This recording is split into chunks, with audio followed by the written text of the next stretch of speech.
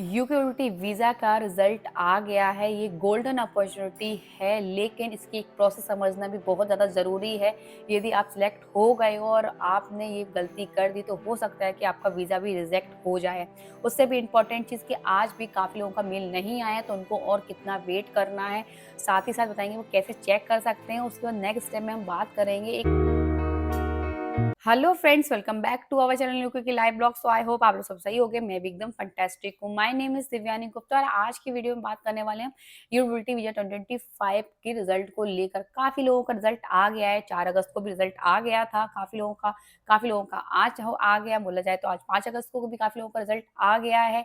But अभी भी काफी लोगों का रिजल्ट नहीं आया है, तो वो लोग बहुत ही ज्यादा परेशान है, काफी कंफ्यूज है कि मैम हमें और कितना वेट करना होगा, कि ऐसा तो नहीं हम रिजेक्ट हो गए इसलिए हमारे पास मेल नहीं आया है। उसके बारे में बात करने वाले हैं। साथ ही साथ हम ये बताने वाले हैं कि एक ऐसा इंपॉर्टेंट टॉपिक जो कि आपको भी फ्रॉड में डाल सकता है। भाई मैंने आज अपना लाइफ एक्सपीरियंस फील किया है, क्योंकि मेरे पास भी वो एक फ्रॉड मैसेज आया था और वो भी सेम टू सेम ऐसा लग रहा था कि जैसे आपके पास यूके गवर्नमेंट की वेबसाइट से ही आया हो। तो भाई उसके बारे में भी हम बात करेंगे लास्ट में।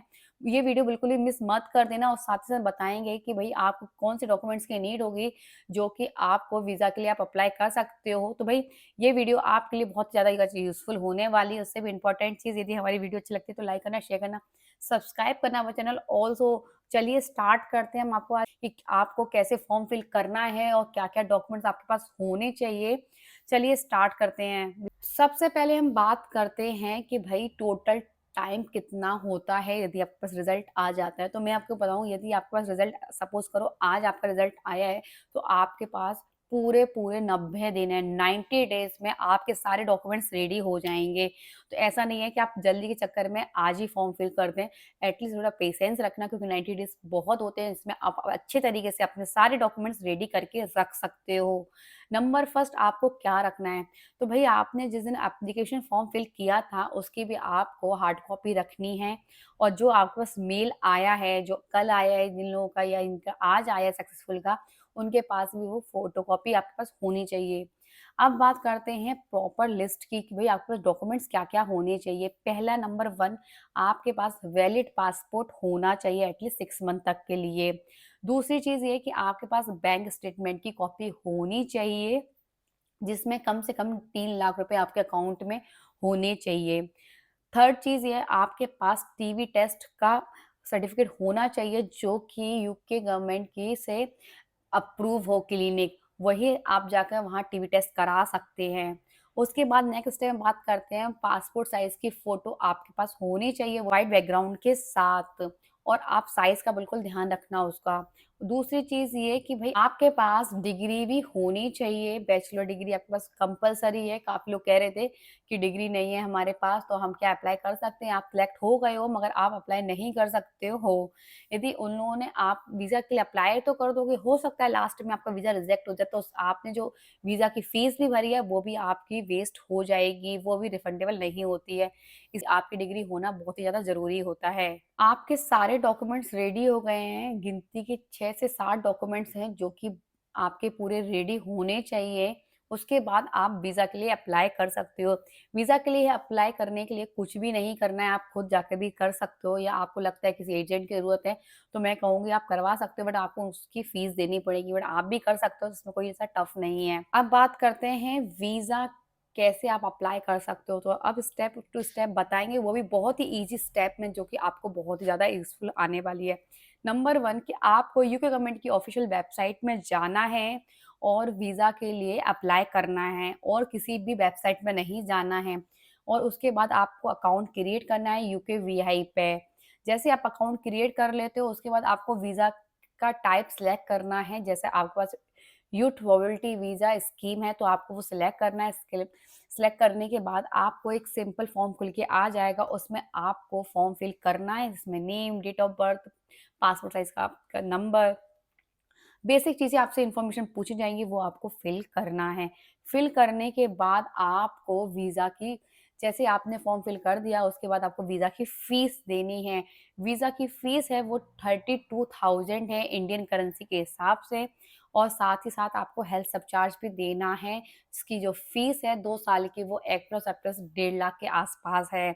जब आप फिल करोगे तो आपको फॉर्म आपको वीज़ा की फ़ीस और हेल्थ सब चार्ज दोनों देने पड़ेंगे, जो कि अराउंड अराउंड 1.5 से 2 लाख के बीच में आपको पे करना होगा, वो भी पूरे 2 साल के लिए। इसमें आपको बस एक ही बार में पे करना है, पूरे 2 साल के लिए आपको और कोई चार्ज नहीं देना है, ये भी ध्यान रखना आप। अब बात करते हैं दूसरी चीज़ की, जैसे आपने वीज़ सबमिट कर दी है, उसके बाद आपको सारे डॉक्यूमेंट्स रेडी करना है, जो मैंने आपको ऑलरेडी पहले बताए थे। पासपोर्ट, पासपोर्ट साइज़ की फ़ोटो, आपके टीबी टेस्ट सर्टिफ़िकेट और आपकी डिग्री, मतलब जितने भी आपको डॉक्यूमेंट्स मैंने बताए थे, हाँ, उससे भी इम्पोर्टेंट चीज़ जो आपका रिज़ल्ट है भई, बिना रिज़ल्ट के भी आप कैसे काम चलेंगे, जो आपका रिज़ल्ट आया है वो भी आपको अपलोड करना है। ये सारी चीज़ें आपको अपलोड करना है, अपलोड करने के बाद आपको सबमिट करना है, सबमिट करने के बाद आपको बायोमेट्रिक के लिए अपॉइंटमेंट बुक करना है। जो भी आपके नियर बाय हो वहाँ के लिए आप बुक कर सकते हो। बुक करने के बाद आपने जो फॉर्म फिल किया था, तो उसका जो एप्लीकेशन नंबर आएगा, वो आपको ज़रूर पिक करके लेके जाना है। बोला जाए उसकी भी फ़ोटोकॉपी आपको चाहिए होगी, और एक फ़ोल्डर में आप पूरे ओरिजिनल डॉक्यूमेंट्स रखना, एक फ़ोल्डर में आप सारे ज़ेरॉक्स कॉपी रखना, साथ ही साथ दोनों में आप पासपोर्ट साइज़ की फ़ोटो रखना विथ व्हाइट बैकग्राउंड के साथ।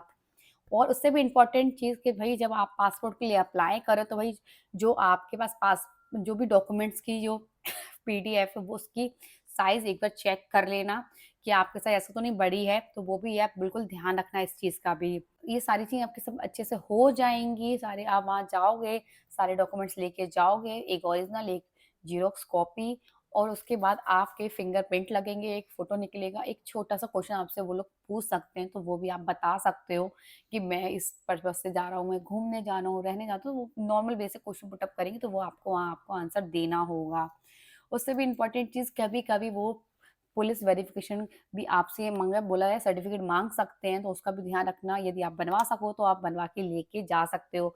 उससे भी इम्पोर्टेंट चीज़ कि भई जब आपने वीज़ा के लिए अप्लाई किया, जब तो दिखा दें कि आपके अकाउंट में 28 डेज़ में इतने रुपए हैं, बट करंट टाइम पे आपके कितने रुपए हैं वो भी वो चेक कर सकते हैं। तो इस चीज़ में ऐसा नहीं हो कि आपने ना ऐसा नहीं हो जब आप वीज़ा के लिए अप्लाई करो, जब तो दिखा दो, शो कर दो कि भाई आपके अकाउंट में 28 डेज़ में 3 लाख रुपए हैं, मगर आप उसके बाद उसको निकाल लें, तो ये चीज़ बिल्कुल ही मिस मत करना कि भई आपके अकाउंट में अभी होने चाहिए। हाँ, बट ये अकाउंट में आपका पैसा किसी और को नहीं देना, ये सिर्फ़ आपके अकाउंट में होना चाहिए। जैसे ही और आपने सारे बायोमेट्रिक के सारे काम कर दिए हैं, बायोमेट्रिक में आपने फिंगरप्रिंट दे दिए, फ़ोटो निकलवा लिया, सारे डॉक्यूमेंट सबमिट हो गए हैं, तो उसके बाद आपको वेट करना है, बोला जाए 2 से 3 हफ़्ते तक, कभी-कभी 1 मंथ तक भी आपको वेट करना पड़ सकता है, तो टेंशन मत लेना। आपको बस वेट करना है, वेट करने के बाद आपका वीज़ा अप्रूव हो जाएगा।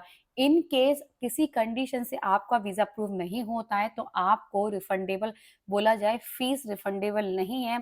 आप चाहे वीज़ा की फ़ीस हो, चाहे हेल्थ सब चार्ज हो, आपको रिटर्न नहीं मिलेगा। बोला जाए नॉट रिफंडेबल होता है, तो ये पैसा आपका जा भी सकता है।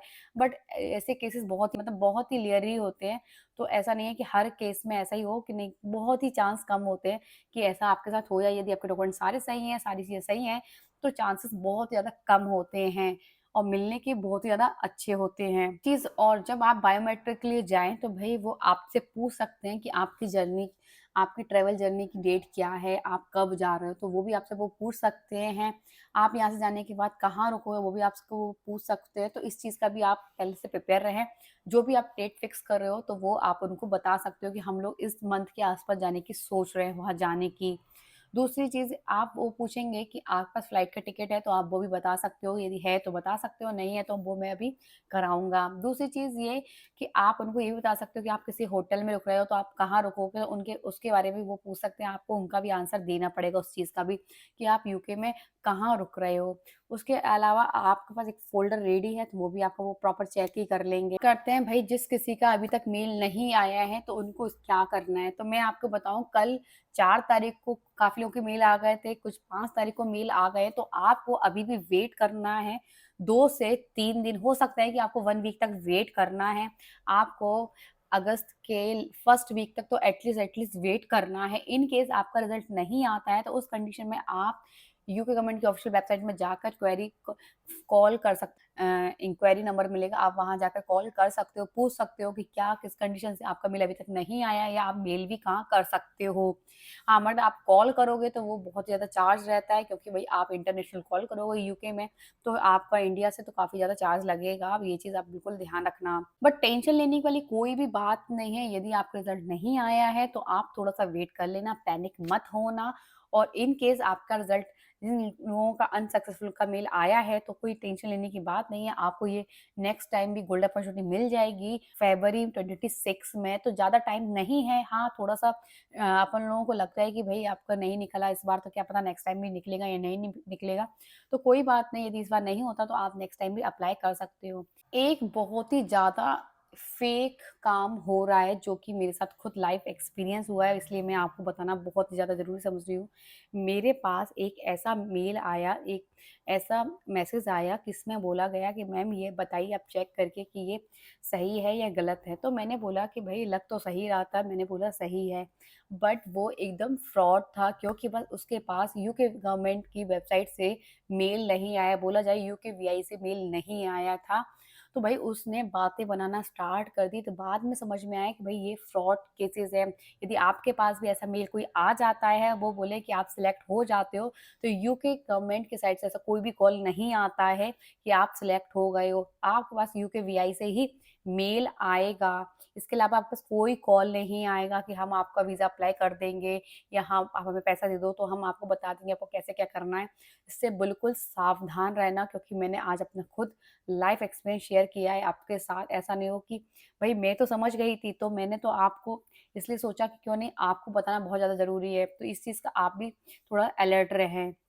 आई होप आपको ये वीडियो बहुत कुछ समझ में आई हो। यदि अच्छी लगी तो लाइक करना, शेयर करना, सब्सक्राइब करना मेरे चैनल। ऑल्सो कोई भी डाउट हो तो आप मुझे कमेंट करके पूछ सकते हो, या आप मुझे व्हाट्सएप पे भी कनेक्ट कर सकते हो, मैं आपको वहाँ भी आंसर दे दूँगी। और या आप मुझे व्हाट्सएप ग्रुप पे भी जॉइन कर सकते हो, आपको वहाँ भी लेटेस्ट अपडेट मिलते रहेंगे। चलिए मिलते हैं नेक्स्ट ब्लॉग के साथ।